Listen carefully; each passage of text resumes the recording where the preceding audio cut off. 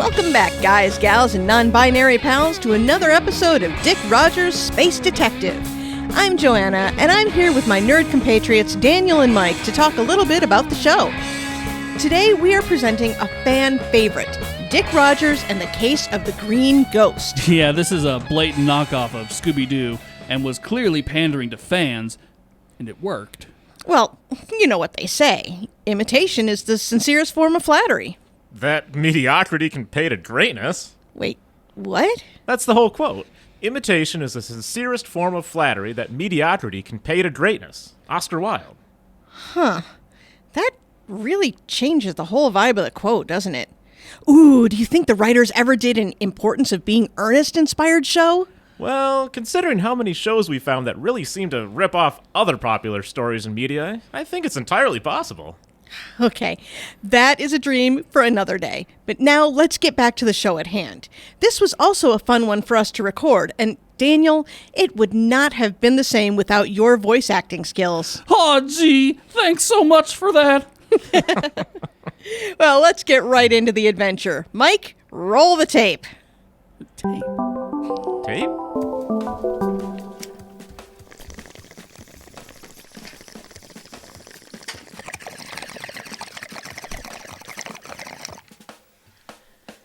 Hey, what's shaking out there in Radioland? Let me give you the skinny on tonight's show. Dick Rogers, along with his friends Craggy and Vella and their faithful companion Robopup, have taken a break from detective work to vacation on the Trash Planet Lee show.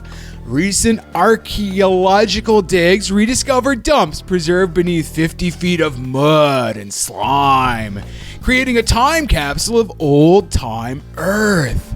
Mr. Calamitous Jenks, a brilliant entrepreneur, had the gumption and the equity to unearth and reimagine Lee Show as a planet-sized museum gift shop of old-time Earth.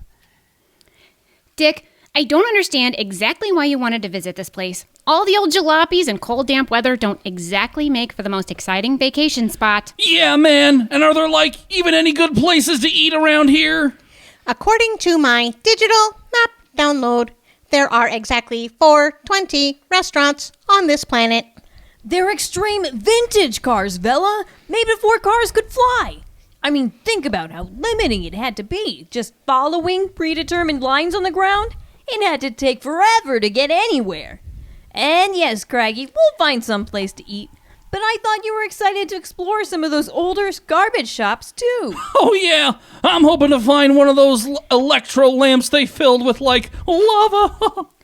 Craggy, you know that wasn't real lava, right? It was only wax mixed with carbon tetrachloride for density.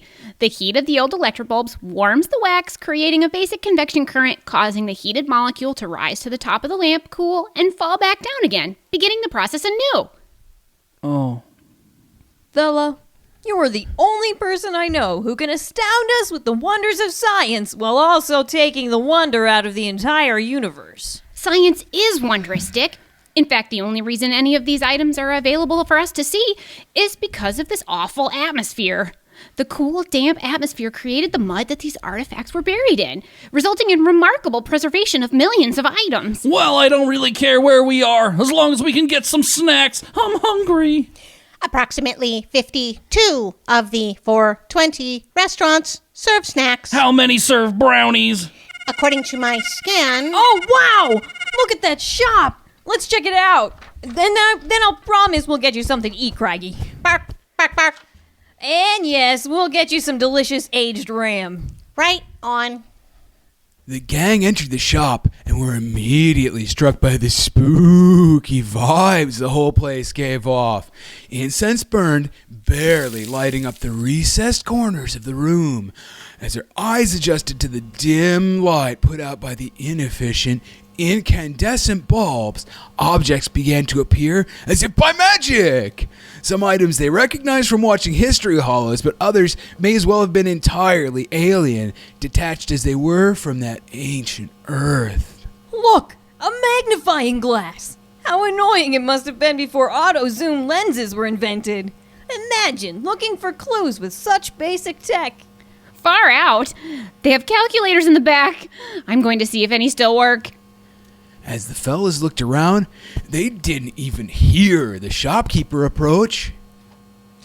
Can I help you?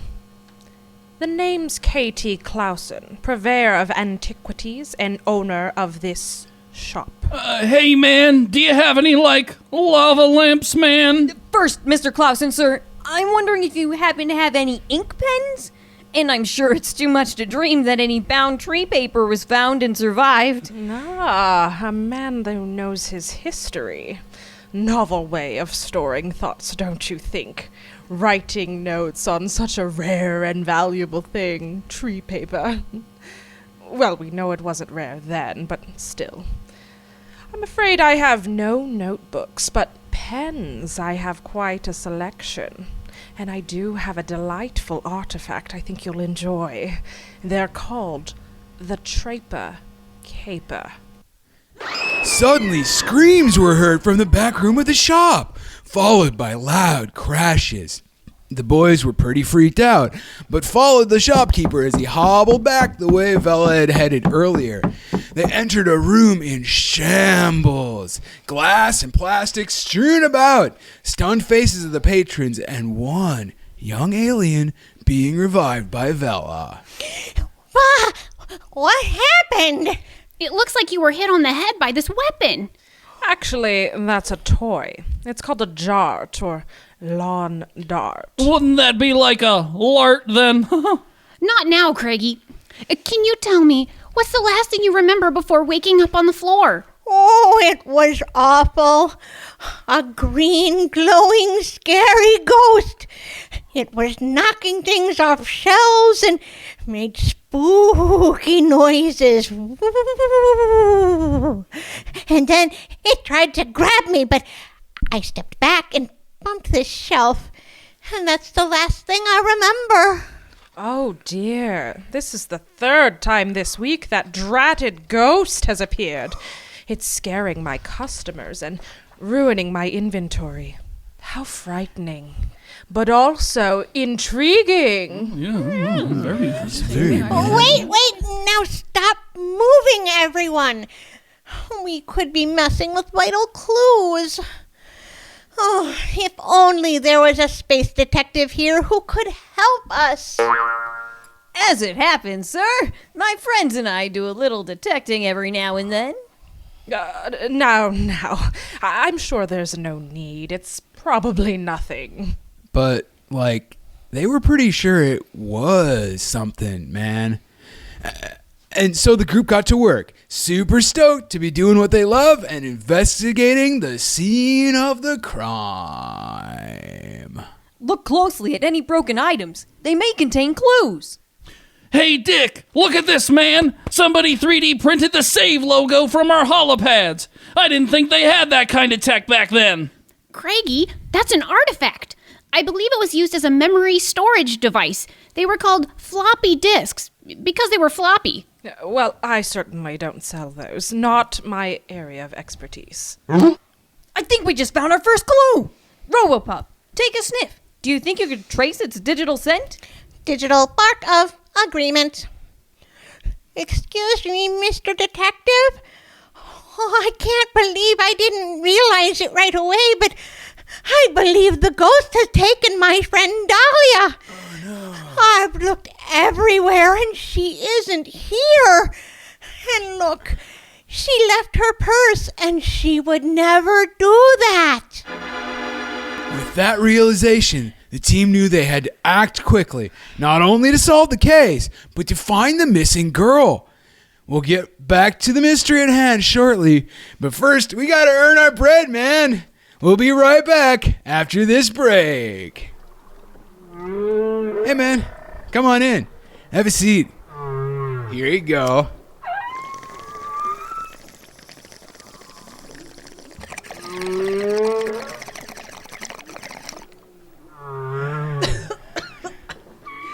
Hey, thanks, dude.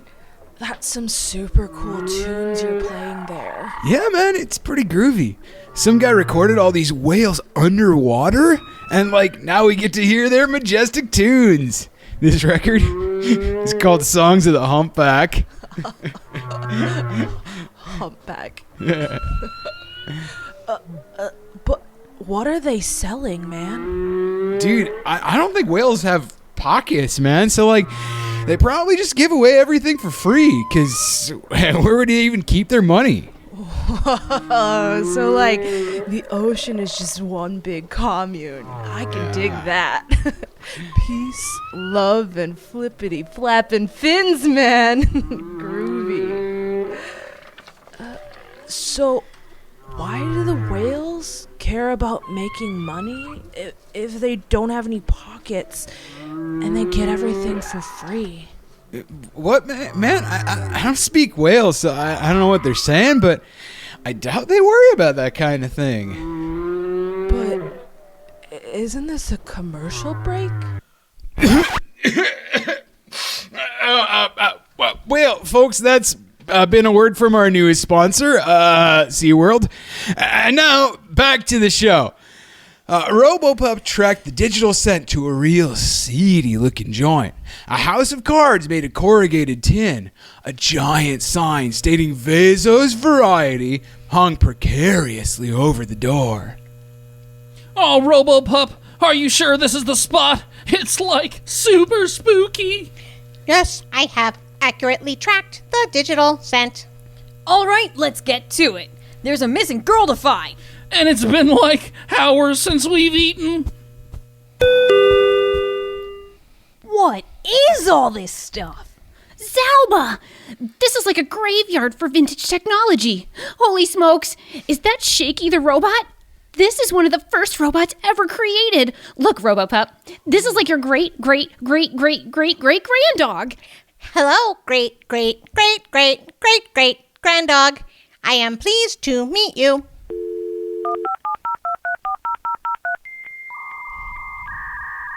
Oh, great. We're gonna be here a while. Excuse me. Please didn't touch me equipment, and that bot is not for sale. Are you the owner of the shop, Vaso? How much for this IBM 5100? It's hilariously old school. It would be a total gas to show my friends. How much? Yes, unfortunately, I'm Vaso, and that ain't for sale either. In fact, nothing's for sale today. I thought this place was like one giant gift shop. What are you even doing here, man? Bah! Gift shop. That was his doing. I wanted a place devoted to the past, to exploration of people and how they lived. Not some grandiose spectacle made to make a buck at the expense of learning. Are you talking about Calamitous Jenks? I thought he was the sole investor in this whole project. At least that's what the advert said. That rat even edited the documentaries and turned them into ads. No, it was not Calamitous' idea. It was mine. And the capital to dig up all this stuff? Mine. But as soon as it was done, Calamitous had me removed from the board. Said I was limiting the growth of the company. Well, sir, I'm sorry to hear that, but we need your help. Do you have something that will run this floppy disk? Where'd you get that? We traced this disk from the scene of a crime, and we need to know what's on it. I got nothing that'll work on, sorry. Now, if you don't mind, I'm closing for lunch. Look here, man. It's like way past lunchtime, so how about you help us out so we can at least get something to eat by dinner? Over here, boys. I found a computer machine that will take that disk. Now look here, I didn't know who you think you are, but I'm not gonna just let you all touch my stuff and... Sir, we are on the case tracking a haunting and a missing person, and right now all signs point to you.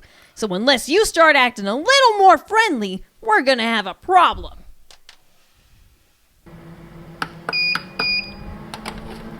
This is a total trip. I can't believe all this stuff still works.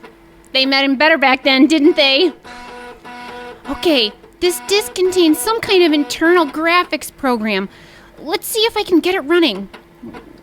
What in the world? It looks like half a floating blob. Doinks! That blob looks an awful lot like that creepy ghost, man! That's it! It looks so strange because it's only part of multiple 3D programs. Excuse me, sir. I need to look at your inventory and recent sales. Fine. The sooner you leave me to my things, the better. Salba, look at this. See this purchase? KTC. I knew it. Can you tell me where the motor menagerie is? We need to get there right now. Jeepers creepers. Has our team solved the case? Find out right after this message from our sponsor. Hola amigos. No se pierdan esta oportunidad de llamarle. Hey man, come back in. We got a little time. Here, I brought some fresh baked cookies. Oh, nice. No se preocupen. Roberto les ayuda. Si tienen problemas con la electricidad, Whoa. no lo toques. I just realized we bake cookies, but we cook bacon. I know. And it's like, just tell us what you want us to do. Yeah. Cook or bake. I know. Okay. Hear me out. Why do we call oranges oranges, but we don't call limes greens? Yeah. Okay, and this lasagna. It's just spaghetti flavored cake, right? Don't.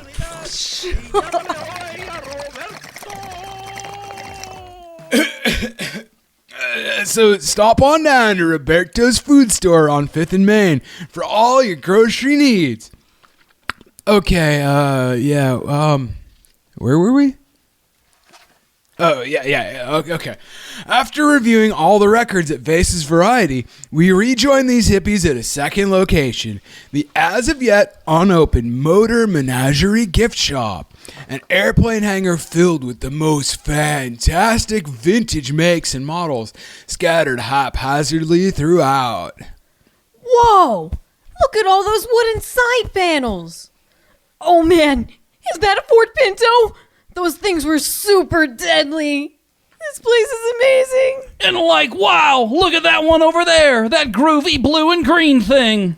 They called them vans for some reason that is lost to history. Suddenly, the lights began flickering and a freaky deaky green haze began to fill the room. What's happening, man? Okay, Vella, this place is cool, but Craigie has an excellent question. What's going on? Vella? Vella, where are you? The monster got her too, man. Come on, Robo-Pup, let's get out of here. Emphatic, robotic, sounds of agreement. Stop right there! We are not leaving quite yet.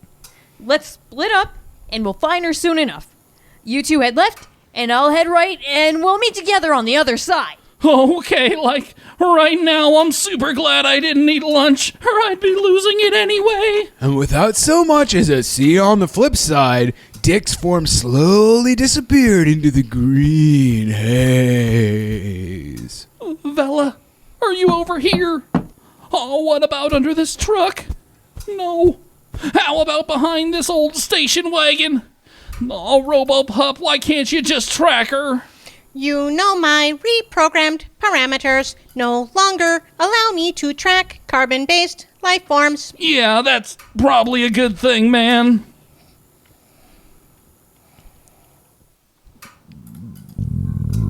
Oh, Robo-Pup, is that like your stomach or mine? I do not have a stomach.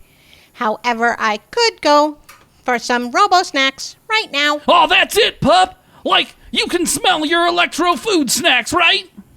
Affirmative, as they are small bits of contained nuclear waste treats used in energizing my system. Well, start sniffing, man. Bella always carries a few with her just in case you need to refuel. Oh, this part of the hangar's way darker. And do you see that? Suddenly, a giant green ghost swooped down from above. Bella stands right below. Hey, Bella! Watch out! The ghost is gonna get you! Oh, no. Don't worry, boys. This is no astral projection. It's digital projection. Look, by combining these old IMAX movie projectors, the scheming mastermind behind this haunting was able to simulate specters. See what happens when I unplug this cord? Like, thanks for saving us, Vella.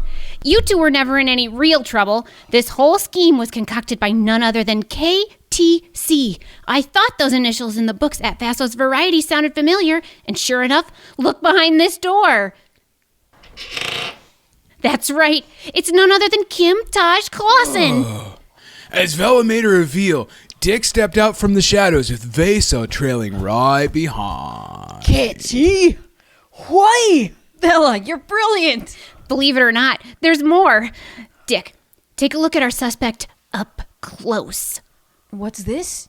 A mask. Let me just yank this off. Why, it's Calamitous Jinx. K.T. Clausen was an anagram. What? What's an anagram? You? I can't believe this. Why? Why did you steal this idea from me only to cause all this ruckus? Why, sales, of course. Sure, it was your idea and your initial investment, but I was the one to turn it into reality. Your vision wasn't grand enough. We needed more people buying more items. All this cutesy retro stuff won't cut it. We needed shock and sensation. You had to keep up the KT persona so Vaso wouldn't suspect anything as you were buying out his inventory. Well, you've been found out now, Calamitous. And what's more, we've recorded your whole speech in stunning anaglyph 3D, and we'll be playing it back for the board. They're sure to reinstate Vaso as president. Oh, you kids better watch out. You haven't seen the last of me on this planet. I would have gotten away with this whole plan if it weren't for you pesky, meddling space detectives. Robopup, secure this evildoer and hold him until we can gather the board of this planet. Bark of agreement. Thank you so much. Now I can return this place to what I envisioned. A place of learning with marginal profits and a groovy atmosphere. How will I ever repay you? Actually, would you consider parting with a certain vehicle? We are in need of a new space car, and you have a rather intriguing blue and green one that caught our eye. You mean the one with the orange flowers all over it? Well, sure. But I'll tell you now, we can't figure out a make or model. So it's a real mystery what it is. It's like a real mysterious machine, man. We can dig it. Case A, closed. Case B, unsolved. Oh no! The missing girl! Oh no. Like, could we get a bite to eat first? I'm starving. Whoa. Will the gang find their missing girl? Find out next week's Far Out Adventure as our intrepid team scours the planet in their new retrofitted vehicle, the Conundrum Car. Catch you on the flip side. I almost forgot. This was the episode where the announcer could not keep things together for the ad breaks. Yeah, this is one where we were able to pull some of the original sound from the episode, but all that was usable was that ad in Spanish, which, thanks to the U.S. education system, none of us hablo well enough to understand. You know, that announcer did really bring up some good points, though. Daniel, what were you doing when you stepped outside while we were listening to the show? Nothing, just getting a breath of fresh air. You know these sound booths can get so stuffy. Right. Well, I think it's best we wrap this thing up. You two want to hit them with the handles? Okay, yeah. Hey, you guys ever wonder why they call them handles when there isn't anything to grab? Mike, you want to take over? Now? Right, we're on Facebook at Dick Rogers Pod, on Instagram at Dick Rogers Space Detective, and Twitter at Rogers Space. You can join us nerds on Patreon at patreon.com/space_detective. And make sure you subscribe wherever you listen to podcasts.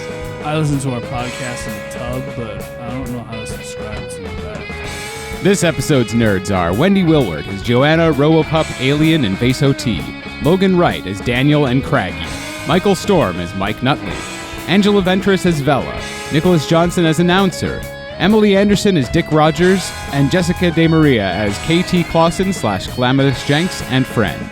Dick Rogers in the Case of the Green Ghost was written by Angela Ventris. Sound design by Michael Storm. Music by Nicholas Johnson. Audio editing by Nicholas Johnson.